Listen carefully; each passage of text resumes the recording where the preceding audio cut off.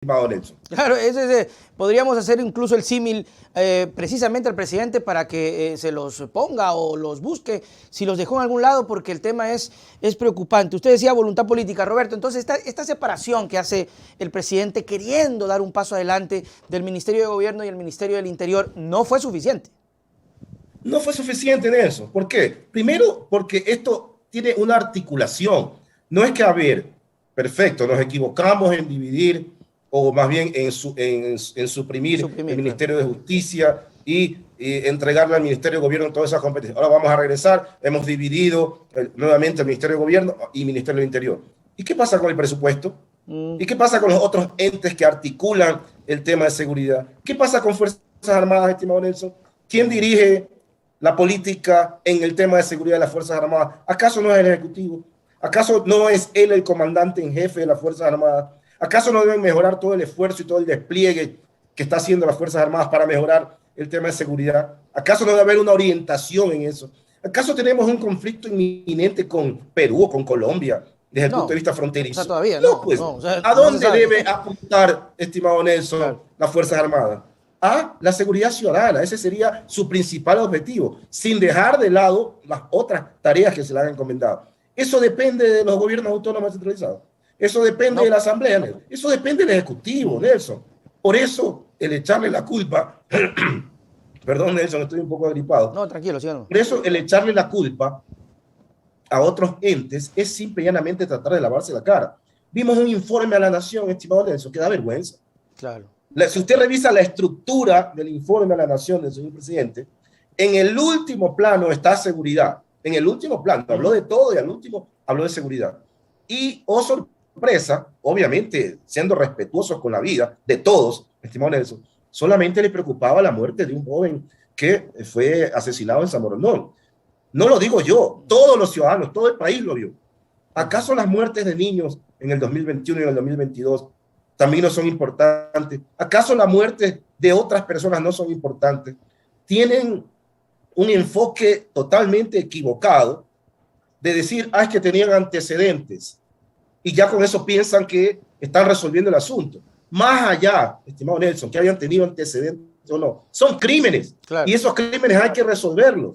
Hablaban de que han mejorado el acceso al trabajo, Nelson. Los únicos que tienen trabajo ahorita son los sicarios. Ellos son los que tienen trabajo ahorita.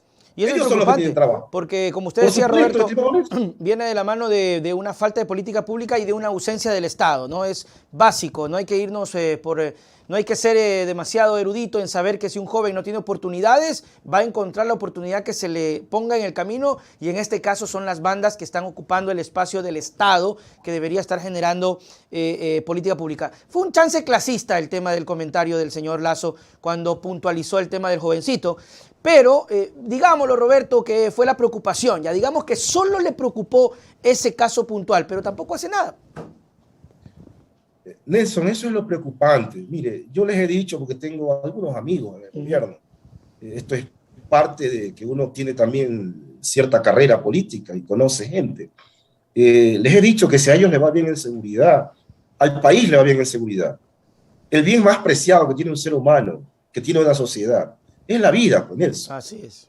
Nosotros podemos llegar a tener niveles altísimos de reserva monetaria, podemos llegar a tener niveles altísimos de precios del petróleo. Acuérdense que el precio del petróleo estuvo presupuestado, perdón la redundancia, en $59 y se lo está vendiendo por encima de $90. Imagínense la liquidez que está quedando.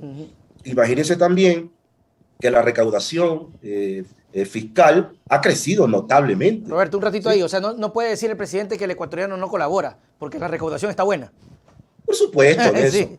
Otro rubro que ha subido mucho, Nelson, son las remesas de los migrantes. Y también es una alerta, eso significa que hay migrantes que han salido, una gran cantidad del país. ¿Por qué? Porque están, obviamente, sin ningún tipo de esperanza. Y tenemos, le insistía, una reserva monetaria que bordea los $9.000 millones, un poco más. ¿De qué nos sirve eso, Nelson? Si no ponemos esa plata para beneficio del ciudadano. ¿De qué nos sirve tener esos niveles de recaudación? ¿De qué nos sirve tener esos precios del barril de petróleo? ¿De qué nos sirve tener esos otros parámetros si no ponemos eso al servicio de la vida del ciudadano, que es lo más importante, Nelson? ¿O acaso no nos da terror, como lo decía antes, mandar a nuestros hijos al colegio y a la escuela. ¿O acaso no estamos viendo lo que está pasando en provincias como Esmeralda? Yo soy esmeraldeño de nacimiento, soy un guayaco de corazón. Y es doloroso, Nelson, ver cómo están cerrando los negocios en Esmeralda. Sí. ¿De qué reactivación económica hablan? ¿En qué mundo está viviendo el señor Lasso? Yo hacía un análisis el otro día con un periodista. El emperador está desnudo, estimado Nelson, está desnudo. ¿En qué mundo viven? ¿En qué realidad viven? En Esmeraldas los negocios se están cerrando. Y no nos alejemos mucho, Nelson. En Guayaquil, a contratistas ya se lo ha dicho públicamente, están siendo extorsionados, no pueden hacer su trabajo. ¿Hasta qué niveles de inseguridad vamos a llegar? Por Dios, ¿qué vamos a esperar? ¿Qué tenemos que esperar que pase para que se tomen decisiones en el Ejecutivo?